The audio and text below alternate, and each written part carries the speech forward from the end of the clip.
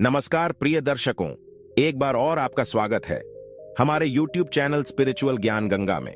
प्रिय दर्शकों, आज का जो प्रसंग है बड़ा ही ज्ञानवर्धक, बड़ा ही मोटिवेशनल है। प्रिय दर्शकों, एक चिड़िया ने सुनाई श्रावण मास के सोमवार की कथा। प्रिय दर्शकों, इससे पहले आप हमारे चैनल में पहली बार आए हैं तो चैनल को सब्सक्राइब करें, बेल आइकन को प्रेस करें और अच्छे अच्छे कमेंट किया करें ताकि हर आने वाले वीडियो का नोटिफिकेशन सबसे पहले आपको मिले और आप उन वीडियो को फायदा उठा सकें। चलिए शुरू करते हैं प्रिय दर्शकों, आज की ये प्यारी सी कहानी, ये प्यारा सा वीडियो। एक समय की बात है, चिड़िया और तोता एक शिव मंदिर के बाहर बैठे हुए थे। रोज उनका उठना बैठना वही होता था और देवादि देव महादेव की पूर्ण श्रद्धा से भक्ति किया करते थे। एक दिन चिड़िया तोता दोनों बैठे हुए थे और तोता चिड़िया से कहता है, हे चिड़िया, श्रावण मास आ गया है, कृपया करके आप मुझे श्रावण मास के सोमवार की कथा को सुनाइए। तब चिड़िया कहती है कि हे तोता, अवश्य मैं तुम्हें इस पवित्र मास के सोमवार की कथा अवश्य सुनाऊंगी, और जो भी मनुष्य इस कथा को पूरे सच्चे मन से शुरू से लेकर अंत तक पूरा सुनता है, उसके घर में कभी भी दरिद्रता नहीं आती है। इस कथा का श्रवण करने के बाद रोगी व्यक्ति को अपने सभी रोगों से मुक्ति मिल जाती है। चिड़िया कहती है कि तुम शांत चित्त मन होकर के बैठ जाओ, मैं तुम्हें कहानी सुनाती हूं। इस कहानी को आप गौर से सुनिएगा। तोता कहता है कि ठीक है। तोता शांत चितवन होकर के बैठ जाता है और अपने दोनों कानों को चिड़िया की हर बात पर लगाता है और बड़ी गौर से और बड़ी ध्यान से इस कहानी को तोता सुनता है।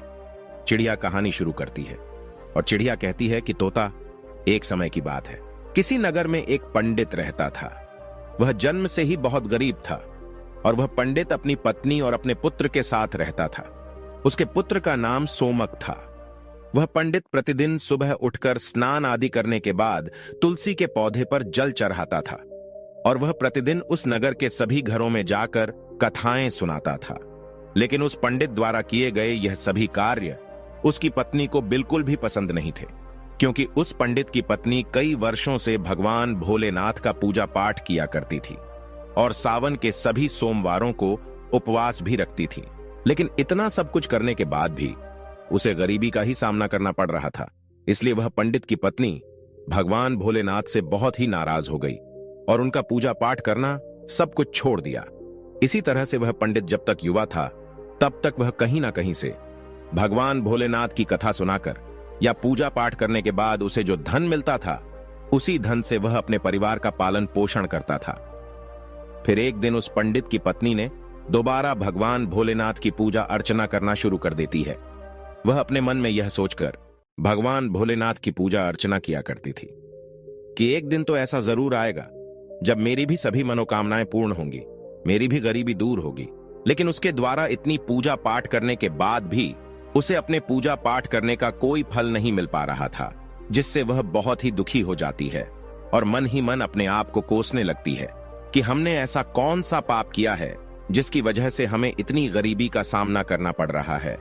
अब धीरे धीरे वह पंडित और उसकी पत्नी दोनों ही बहुत बूढ़े हो चुके थे और अब उस पंडित के शरीर में इतनी शक्ति भी नहीं बची थी कि वह किसी नगर में भगवान भोलेनाथ की कथा करने के लिए जा सके। अब वह पंडित भी हमेशा बीमार रहने लगा था, क्योंकि उसे कई बीमारियों ने घेर लिया था और उसके घर को चलाने वाला कोई नहीं था। इसलिए वह पंडित भी चिंतित रहने लगा था। धीरे धीरे से उसके घर में कुछ नहीं बचा, उसे दाने दाने के लिए जूझना पड़ गया था। तब वह पंडित की पत्नी बहुत ही क्रोधित हो जाती है और एक बार फिर से क्रोध में आकर भगवान भोलेनाथ की पूजा अर्चना करना छोड़ देती है और अपने पति से भी भगवान भोलेनाथ की पूजा अर्चना करने से मना करने लगती है। लेकिन वह पंडित भगवान भोलेनाथ की पूजा अर्चना करना नहीं छोड़ता है। तब एक दिन वह क्रोधित होकर अपने पति से कहती है, हे नाथ, हम दोनों कब तक भगवान भोलेनाथ की पूजा अर्चना करते रहेंगे? क्योंकि भगवान शिव शंभू की पूजा अर्चना करते करते हम दोनों बहुत ही बूढ़े हो चुके हैं, लेकिन अभी भी हमें इतनी पूजा पाठ करने का कोई फल प्राप्त नहीं हुआ है। हम इतनी गरीबी से जूझ रहे हैं, यहां तक हमारी गरीबी दूर ही नहीं हुई है, बल्कि हम इसके उल्टा पहले से और भी ज्यादा गरीब हो गए हैं। पहले तो कुछ ठीक भी था, लेकिन अब तो दाने दाने के लिए रोना पड़ रहा है। उस पंडित की पत्नी उस पंडित से आगे कहती है, हे नाथ, मैं ही मूर्ख हूं जो मैंने एक बार भगवान भोलेनाथ की पूजा अर्चना करना बंद करके दोबारा से शुरू कर दी। और मैंने सावन के सभी सोमवारों को न तो दिन देखा न रात देखी। दिन से रात तक भगवान भोलेनाथ की पूजा अर्चना की और उपवास भी रखा। प्रतिदिन जप तप करके अपने ही शरीर को कमजोर कर लिया। यह सब करने के बाद भी मुझे इसका कोई फल नहीं मिला। और अब तुम्हारा शिव क्या देगा जो तुम प्रतिदिन शिवलिंग पर जल अर्पित करते हो? प्रिय दर्शकों, अपनी पत्नी की बात सुनकर वह पंडित उसे कुछ भी नहीं कहता है, क्योंकि उसे अपने आराध्य भगवान भोलेनाथ पर पूरा विश्वास था। उधर उसका पुत्र सोमक अभी शिक्षा ग्रहण कर रहा था और कुछ ही दिनों में उसकी शिक्षा दीक्षा पूरी हो गई। वह अपनी शिक्षा दीक्षा पूरी करके अपने घर आ गया और जब उसने अपने माता पिता को कष्ट में देखा, तब वह अपने आने वाले भविष्य के बारे में ज्यादा न सोचकर उसने अपने माता पिता की सेवा करनी शुरू कर दी। उनकी सभी मनोकामनाओं को पूरा करना शुरू कर दिया और घर का सारा बोझ अपने कंधों पर ले लिया। वह अपने पिता की तरह नगर नगर जाकर भगवान भोलेनाथ की कथाओं को सुनाने लगा और कथा सुनाने पर मिली दक्षिणा से अपने परिवार का पालन पोषण करने लगा। ऐसे ही कई वर्ष गुजर जाते हैं।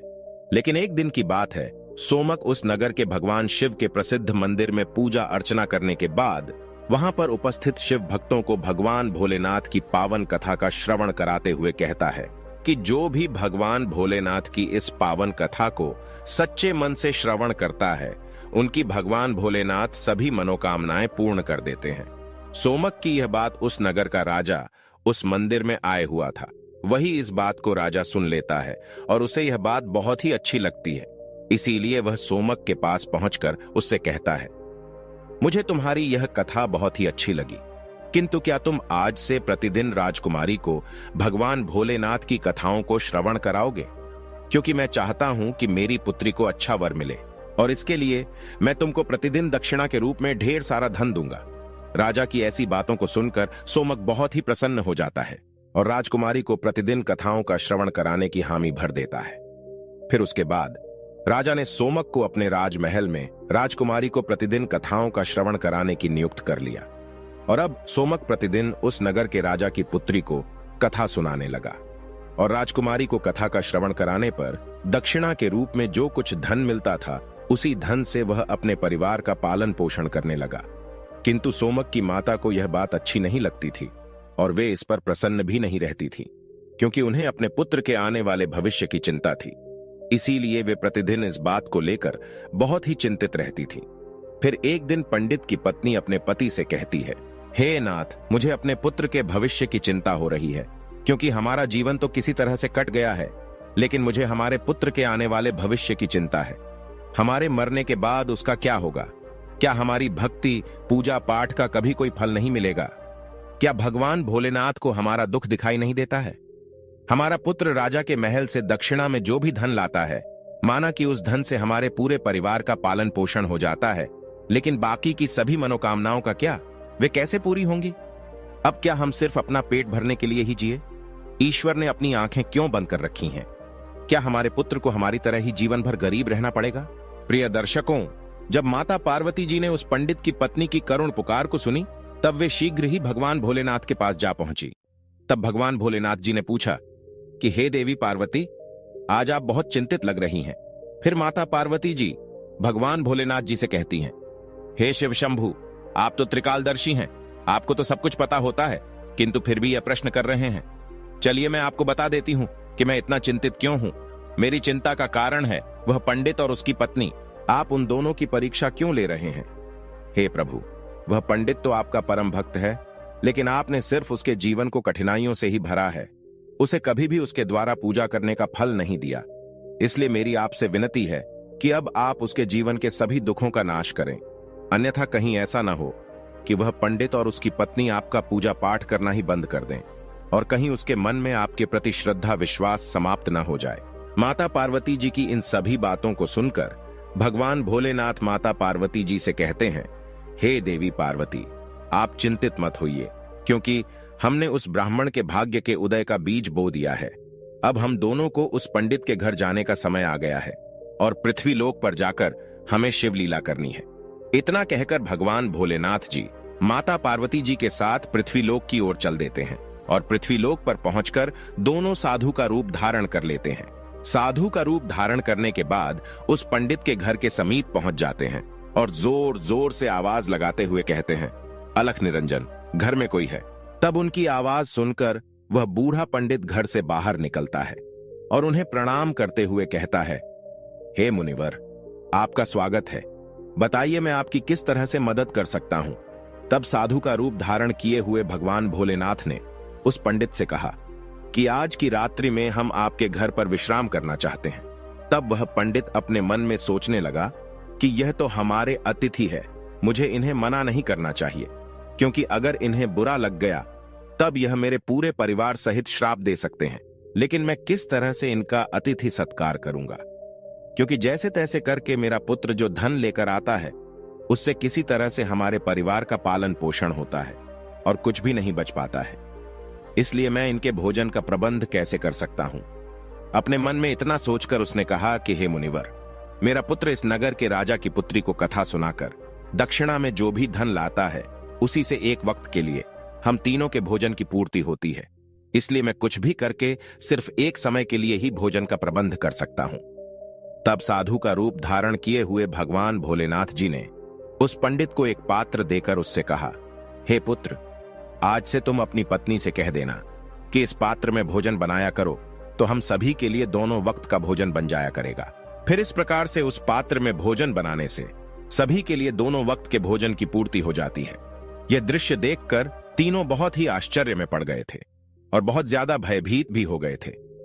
प्रिय दर्शकों, उसके अगले दिन सुबह उठकर सोमक राजकुमारी को कथा सुनाने के लिए जा ही रहा था कि तभी अचानक से साधु का रूप धारण किए हुए भगवान भोलेनाथ जी ने सोमक से पूछा कि हे पुत्र, तुम कहां जा रहे हो। तब सोमक उनसे कहता है, हे मुनिवर, मैं तो अब इस नगर के राजा की पुत्री को कथा का श्रवण कराने के लिए जा रहा हूं। तब साधु का रूप धारण किए हुए भगवान भोलेनाथ जी ने सोमक से कहा कि हे पुत्र, आज जब तुम राजकुमारी को कथा का श्रवण कराने के लिए जाओ तो तुम उससे पूछना कि वह अपनी किस मनोकामना की पूर्ति होने के लिए प्रतिदिन भगवान भोलेनाथ की कथा का श्रवण करती है। यह सुनकर सोमक राजमहल में पहुंच जाता है और राजकुमारी को कथा का श्रवण कराने लगता है। राजकुमारी को कथा का श्रवण कराने के बाद सोमक उसी प्रश्न को राजकुमारी से पूछता है कि तुम अपनी किस मनोकामना की पूर्ति होने के लिए प्रतिदिन कथा का श्रवण करती हो। तब राजकुमारी सोमक से कहती है, मैं अपनी इस मनोकामना की पूर्ति होने के लिए प्रतिदिन भगवान भोलेनाथ की कथाओं का श्रवण करती हूं, जिससे मुझे ऐसा कोई वर मिले जिसकी चर्चा पूरे नगर में सभी करें। उसके मस्तक पर चंद्र और सूरज हो और उसका भाग्य इतना अच्छा हो कि उसके घर में किसी भी चीज की कोई कमी ना हो। वह ऐसी बारात लेकर आए जैसी अभी तक किसी ने देखी ना हो। राजकुमारी की इन बातों को सुनकर सोमक घर वापस लौट आता है और घर पर पहुंचकर साधु रूपी भगवान भोलेनाथ को सारी बातें बता देता है। तब भगवान भोलेनाथ सोमक से कहते हैं, हे पुत्र, ठीक है, अब अगले दिन जब तुम राजकुमारी को कथा का श्रवण कराने के लिए जाना तब फिर से वही प्रश्न पूछना। अगर राजकुमारी तुम्हें फिर से कल वाली बातें बताए तब तुम उससे शीघ्र यह कह देना कि तुम्हें जैसा वर चाहिए वैसा सिर्फ मैं ही हूं। इतना कहकर वहां से भाग आना। तब सोमक उस साधु रूपी भगवान भोलेनाथ जी से कहता है, हे मुनिवर, कहां मैं गरीब पंडित और कहां वह इस नगर के राजा की पुत्री।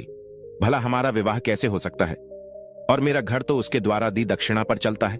लेकिन जब यह बात राजा को पता चलेगी कि मैं उसकी पुत्री से विवाह करना चाहता हूं तो वह मुझे मेरे पूरे परिवार के साथ मृत्युदंड दे देगा। इसलिए आप मुझे क्षमा कर दीजिए, क्योंकि मैं ऐसा नहीं कर सकता हूं। सोमक की बात सुनकर साधु रूपी भगवान भोलेनाथ जी ने सोमक से कहा कि हे पुत्र, ठीक है, हम अभी तुम्हें तुम्हारे पूरे परिवार के साथ अपने अभिशाप से भस्म कर देते हैं।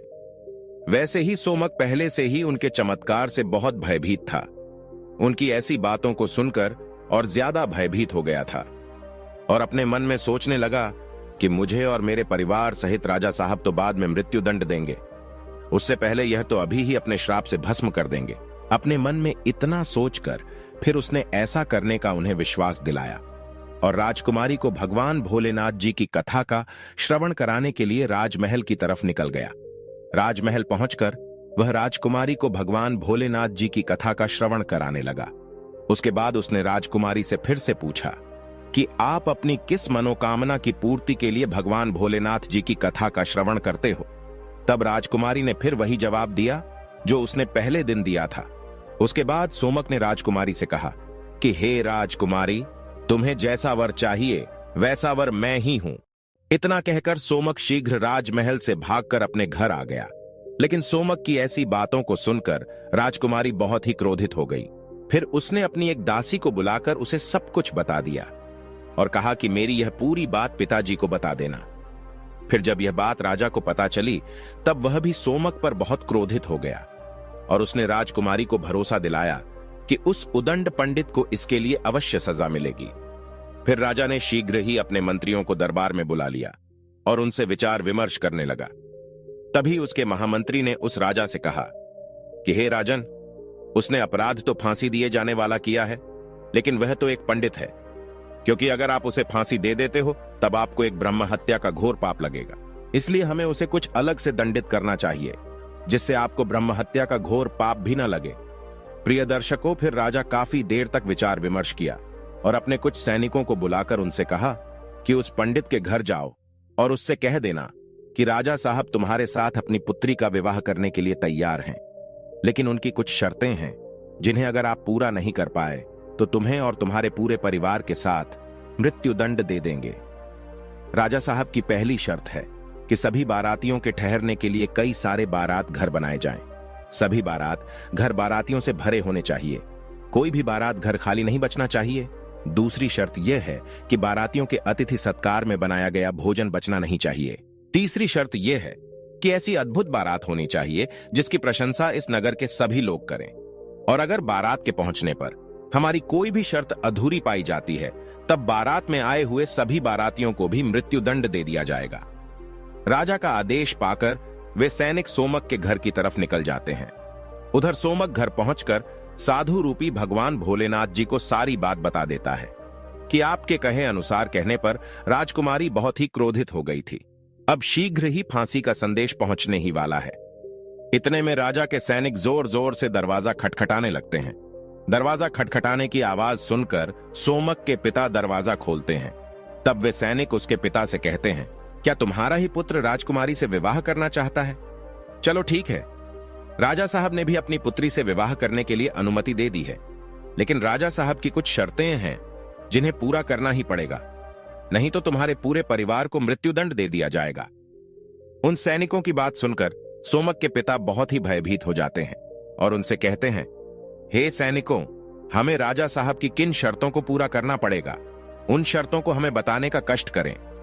तब राजा के वे सैनिक सोमक के पिता से कहते हैं, हे ब्राह्मण, राजा साहब की पहली शर्त है कि सभी बारातियों के ठहरने के लिए कई सारे बारात घर बनाए जाएं।